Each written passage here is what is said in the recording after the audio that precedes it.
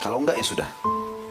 Karena banyaknya makanan masuk, berarti kita seperti mensuplai makanan banyak, membuat akhirnya badan merasa sangat rileks.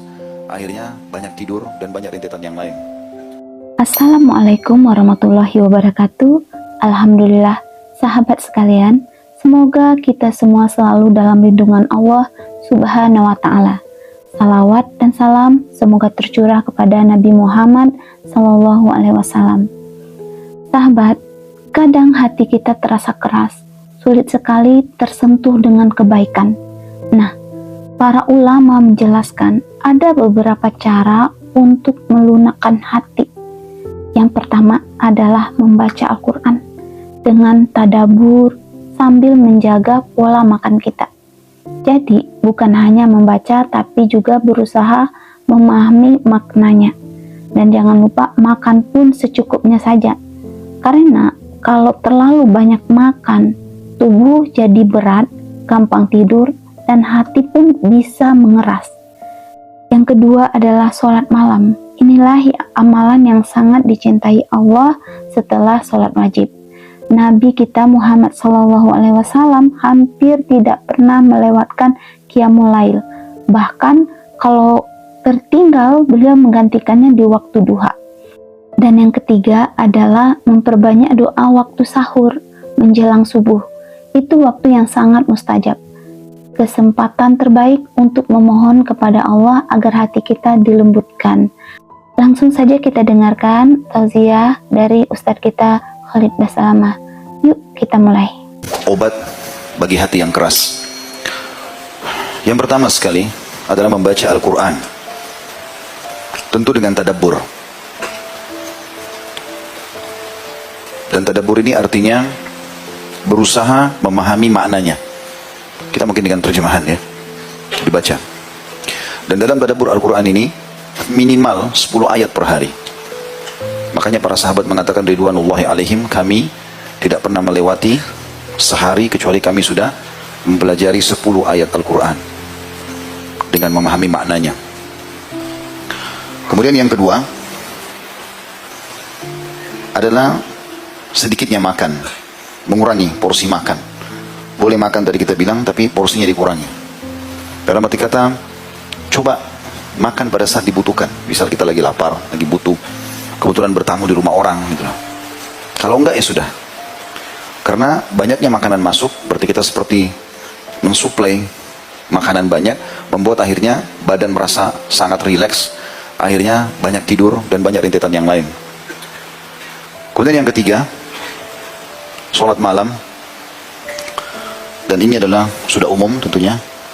Umumnya kita bangun, sholat malam, beribadah kepada Allah Subhanahu Wa Taala. Karena sholat sunnah yang paling afdal setelah sholat wajib adalah sholat qiyamul lail. Dan ini kebiasaan orang-orang saleh. Sudah menjadi kebiasaan mereka. Tidak mungkin lewat satu malam kecuali sholat malam. Dan Nabi SAW saking rutinnya kerjakan sholat tahajud itu sampai-sampai kalau beliau kelewatan tidur, misalnya bangun sudah azan subuh, maka beliau SAW mengerjakan sebelum waktu duha 12 rakaat. Yang tadinya sholat malam 11 rakaat. Kemudian yang keempat adalah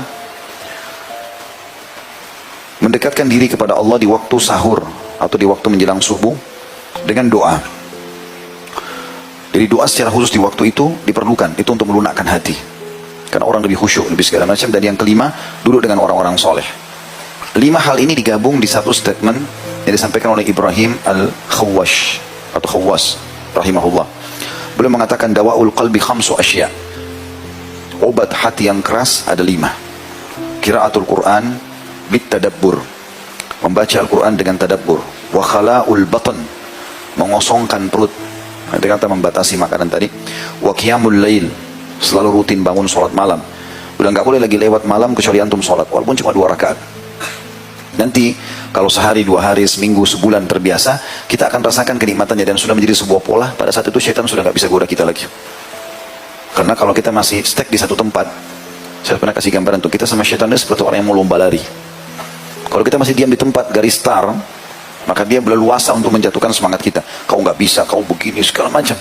Tapi kalau kita mulai lari, walaupun lari kecil, dia kalau mau menggoda kita, dia harus juga berlari. Dan harus supaya dia bisa menggoda kita, atau mengalahkan kita, dia harus lebih cepat dari kita. Kalau antum berlari kencang, maka dia akan lebih kerepotan. Maknanya apa? Lakukan ibadah itu dulu, rutinkan. Nanti kalau dia sudah tercintakan dalam jiwa, sudah terbiasa, jadi nyaman, akhirnya jadi kebiasaan, dan itu syaitan sudah sulit untuk goda.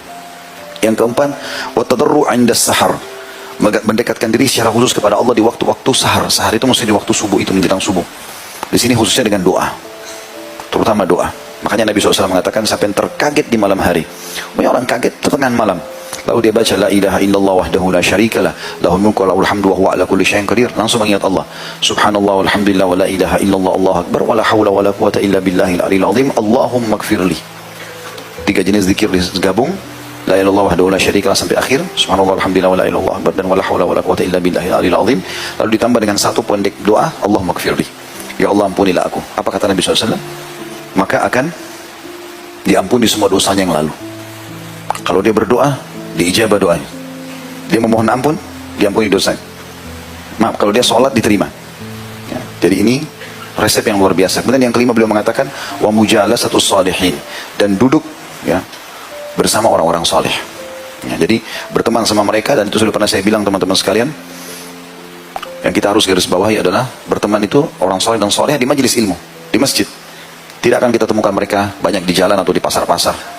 Di majelis begini, lihat kalau ada orang baik, orang soleh dan soleh di depan kita, kenalan, laki-laki sama laki-laki, perempuan sama perempuan, kemudian jadikan dia sebagai sahabat kita. Semoga dengan amalan-amalan ini Allah Subhanahu wa Ta'ala melembutkan hati kita, membersihkan jiwa kita, dan mendekatkan kita kepada Allah. Amin ya Rabbal Alamin. Wassalamualaikum warahmatullahi wabarakatuh.